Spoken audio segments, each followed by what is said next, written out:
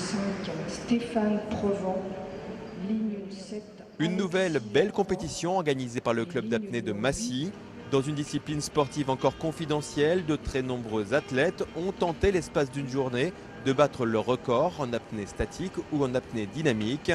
Depuis plusieurs années, le club massicois propose une compétition de très haut niveau, un événement tourné vers la grande performance individuelle. Chaque apnéiste essaye de battre son record, hein. C'est le but de l'apnée, c'est d'aller de plus en plus loin ou de plus en plus longtemps sous l'eau.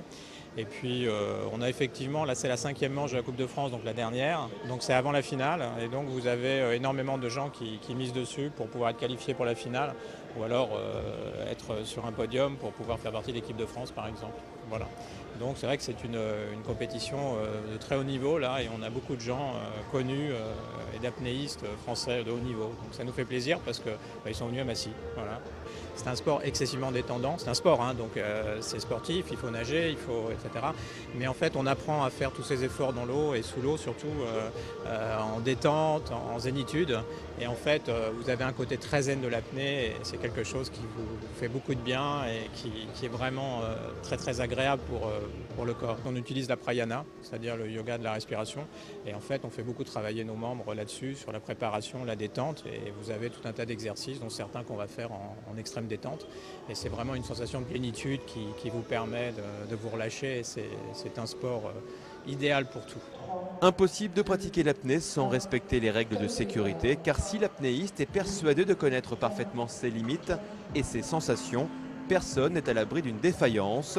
Les accidents existent, mais sont heureusement sans dommages, grâce à des procédures sécuritaires bien respectées. La compétition fait en sorte que l'apnéiste a envie de pousser loin dans ses limites et parfois aller au-delà. Le rôle de l'apnéiste de sécurité est d'observer de très près le compétiteur et de détecter le moindre signe de défaillance pour lui porter secours si besoin. Il y a quand même des signes qui font voir que l'apnéiste n'est pas bien.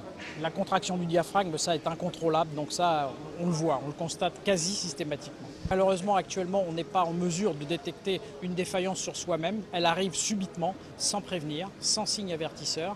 Mais la connaissance de soi et de ses limites fait qu'on arrive quand même à savoir où est-ce qu'on se trouve et à ne pas aller au-delà, essayer de contrôler.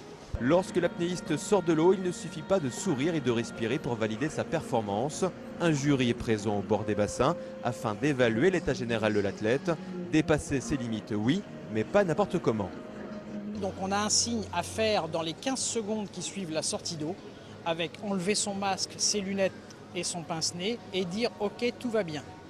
Donc ça c'est le signe préconisé dans les 15 secondes. Au-delà, ce n'est pas validable, la performance n'est pas validable. Et bien sûr, quand il y a perte de contrôle moteur ou syncope, là c'est disqualifiant.